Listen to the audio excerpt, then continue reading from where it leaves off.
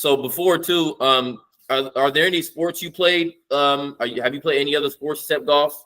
Dibble and dabble You with? know, when I was like super young, I played a little bit of football, Okay. but not really. No, Okay. I mean, I like other sports, Yeah, of course. but no, I really haven't played anything besides Gotcha. golf. So golf Gotcha. was enough. Golf's enough to try and wrap your try Yeah. and get a grasp of. So Yeah. No, you're right. yeah, yeah. So, so when I was looking at your swing yesterday, right? I obviously played the video, looked at the backswing, downswing, but then Uh-huh. even like later into it, I was like, okay, let me look at the setup.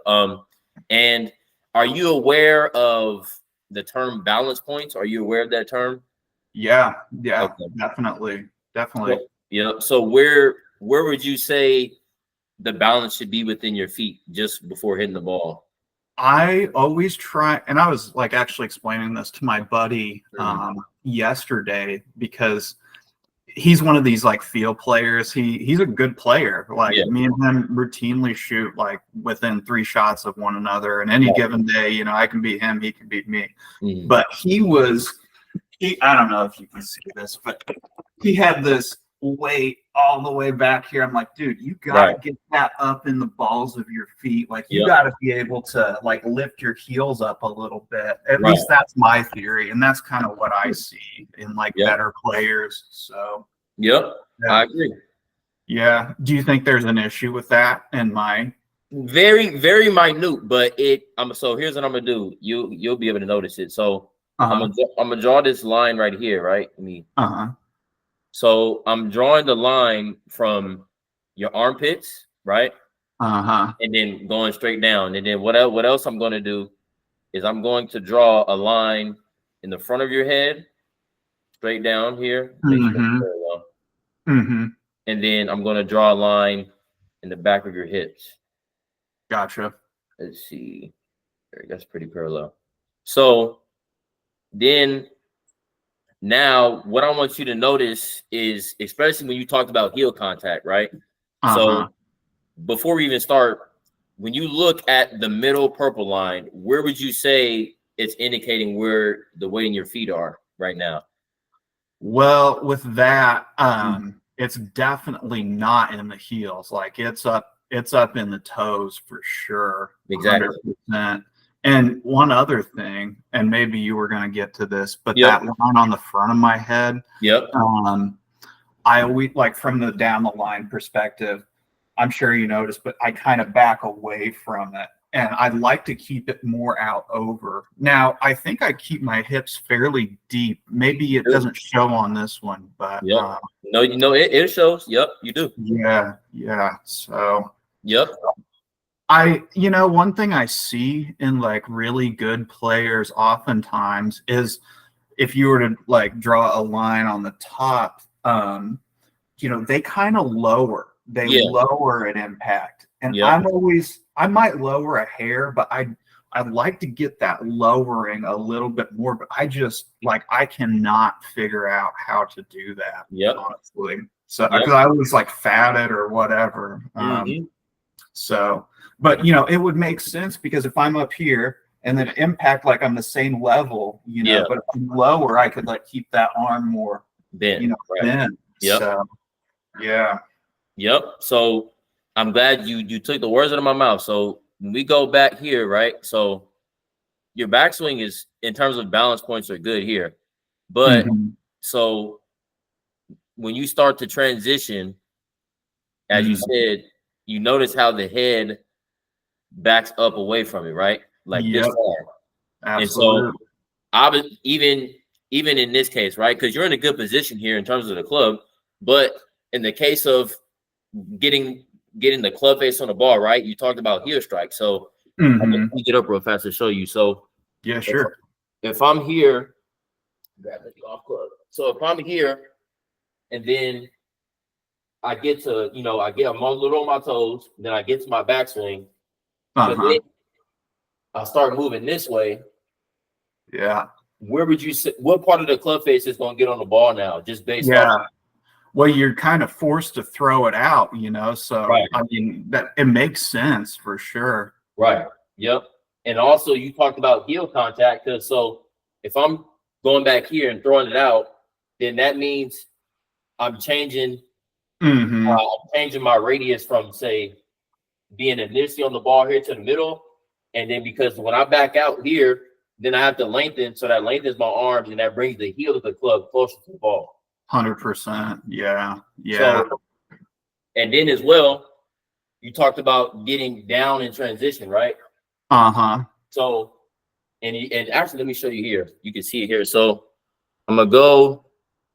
That's why I love sports watching. I'm sure you can agree. Uh-huh. When we get to, let's go to this position here, right? We'll go. Is this halfway down? Halfway down right here. There we go. Yeah. When we get to chest thrust, right? Mm-hmm. Thrust indicates forward and backwards movement in relation to the ball. Okay, right? gotcha. Yeah. So that means, like, say if my body's moving close to the ball or away from it. Uh-huh.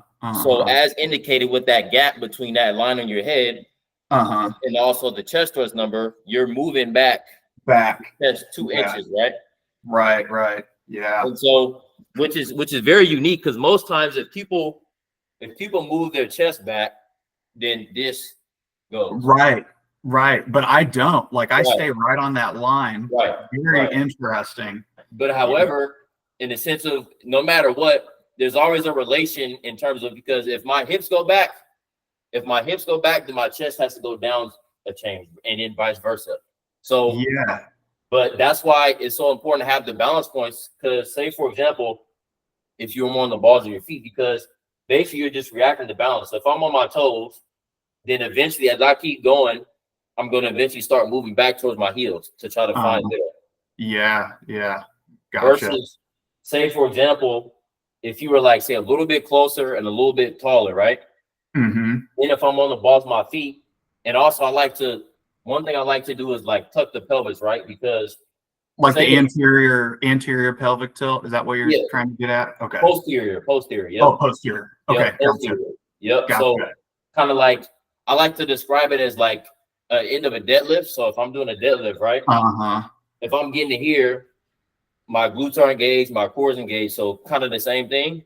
Mm-hmm. And then I'm sure you studied Ben Hogan and Sam Snead, a lot of those swings.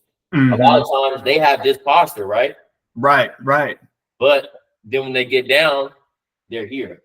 Uh-huh. Yeah. So it's in the sense, when you get to this point, instead of being out here and then come, you don't come this way, but even just backing out of it, instead, if we can get you a little bit closer to it, and then as well, I would want it. So how's it going, guys?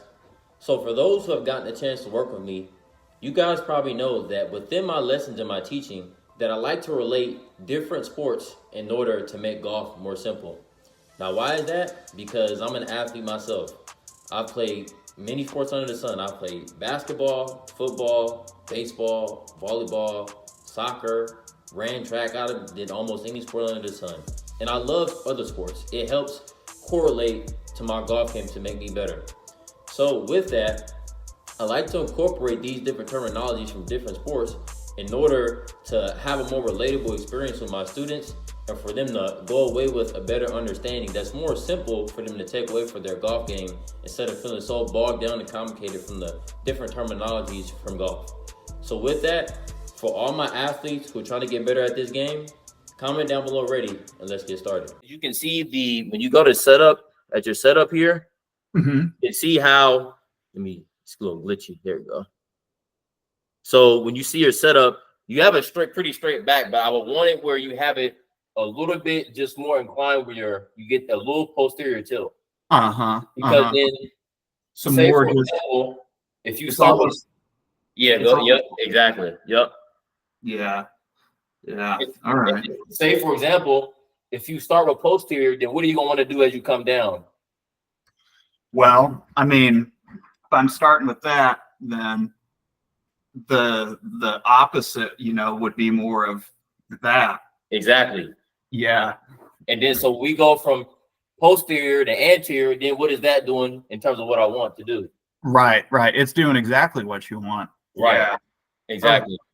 That is so crazy. I mean, see, I think you have like probably, correct me if I'm wrong, but you have like the upgraded version of the, because I don't have like these metrics or anything, the chest going back.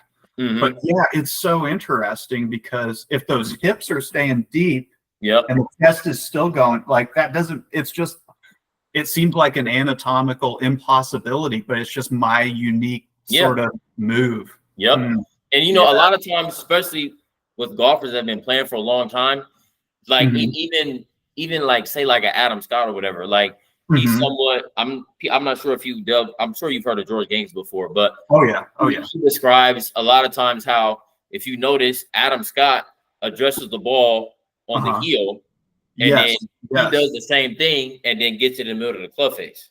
But that's he has that posture where he doesn't have any of that posterior tilt. So that's his, you know, that's his matchup because he's unique in that way. So in a sense, ideally you could do that, but I'm sure you don't want to start the ball in the heel of the club. No, definitely not, man. For sure. And then even when we go, even when we look at this tracker here, right?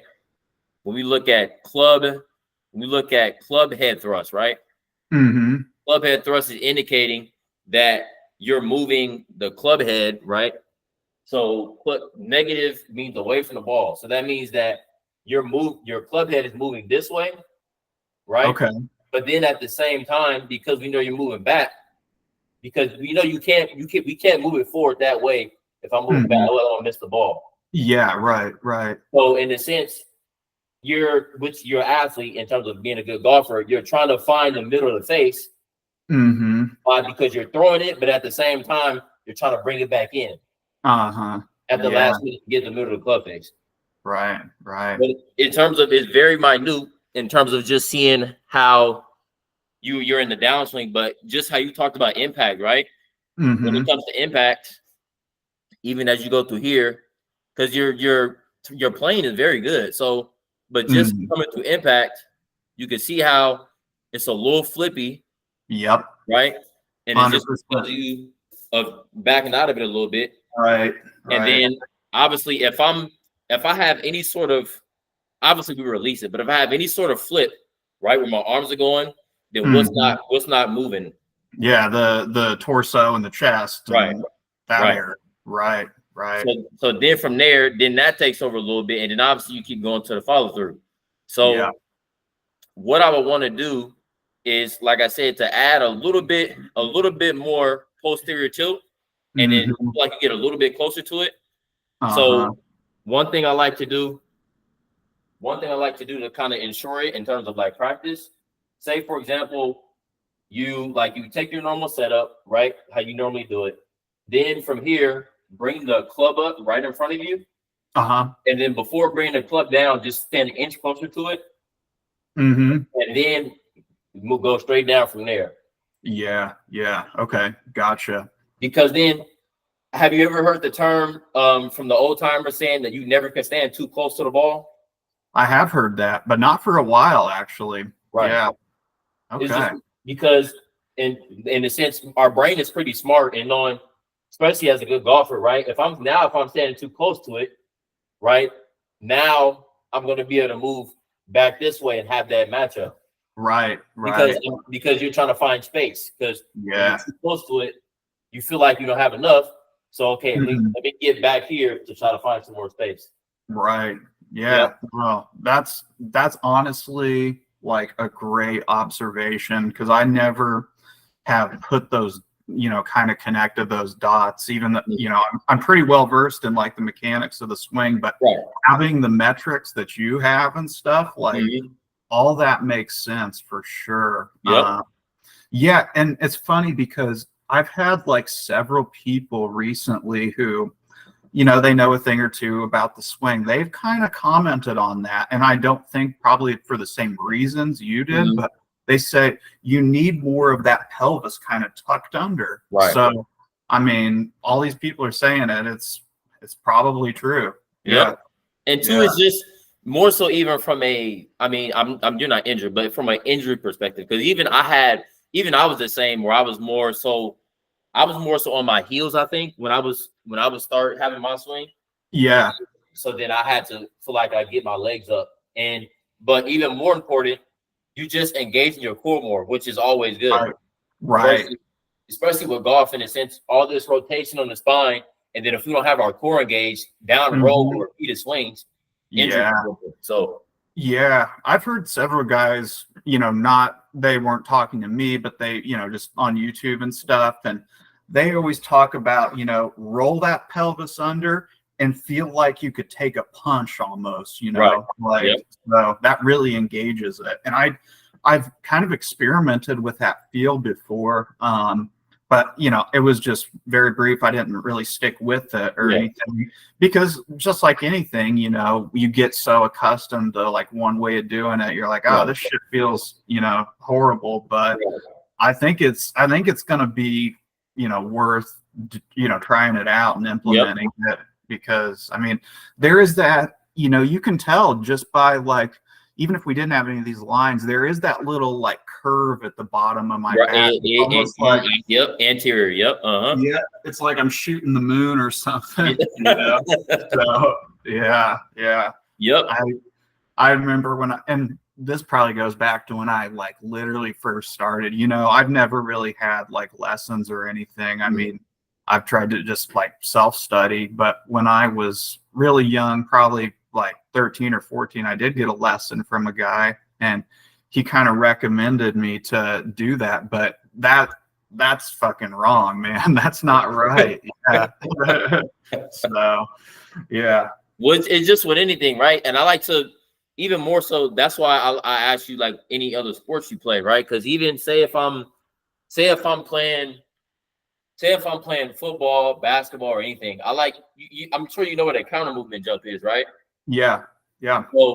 So in a sense, right, if I'm doing a counter movement jump, how do I start off before I like go ahead and try to jump? Am I starting way down here trying to get ready, or how am I about before I do a counter movement jump? Yeah, you would be more like this, and then you go down and then back up, because you obviously have to have that counter. Exactly. Yeah. So kind of similar to that, obviously just in a different plane, like rotation instead of just verticals. But if I were to start down here, then I wouldn't have as much leverage versus if I'm just relaxed, because then now I'm engaging my stretch shortening cycle, right? Because then now I go from here to there. So even in the sense with golf, right? So now if I start more relaxed, then I want to come down here, right? So then I'm engaging the ground. Then from here, now I can use it to come back up and rotate. Right. Versus if I'm here, now you don't do this, but even in a sense backing out of it, now I don't have as much use of the ground as much as I want to. Yeah, no, that makes 100% sense. For sure. Yeah. God, it's so complicated. It's just it's very even for you, because I mean a lot. This is what I go through with everybody, like just checking their balance points, and it's very fascinating. So even for you, it's very minute compared to most. Like probably all you'll have to feel is like a little bit of that posterior tilt and just standing closer to it, because then as a golfer you'll know, okay, I feel too close to it, so I'm going to want to move back this way. Right. Yeah, just like anything. Yeah. And see, I guess part of the reason why I stand the way I do is, well, I guess I'll focus on like my arms. The main thought I've had around my arms is just let them hang from the sockets, but that's not the whole story, So yeah. And even like say things that we've been taught in golf cliche wise, like they've always said to take this club here, get in this posture like this, right? Right. So in a sense, it's kind of like even with this natural posture, right, that I'm naturally going to want to be on my toes just from the hinge. So in a sense, we always have to figure out how to counteract it with balance, which is because then now if I'm here on my toes, but then if I tuck my pelvis in, now you see how that brings me back a little bit. Right. Now it makes more balance instead of me being all the way over here and then reacting later. Yeah, definitely. Yep. Nah, man, you're a smart dude. Like, I appreciate it. there's a lot of guys, and I'm sure you probably like think this way because you're a golf nerd yourself, but there's a lot of guys out there on YouTube, and they don't have like bad intentions, but the truth is they just don't know what the fuck they're talking about. Yeah. And like, they can be good players themselves, but we all know like feel ain't real. And I'm not trying to diminish their, you know, their game or whatever. Right. They're misleading people. And again, it's not necessarily intentional or whatever. Right. Like most of the time it's not. But they just don't know, you know. So that's, you know, part of the reason why I contact you, because I think my discernment's pretty good at this point, as far as like being able to tell who's like who knows what they're talking about and such. And so yeah, that's part of the reason why I'm talking. I might send my buddy over to you because I've been trying to help him out a little bit.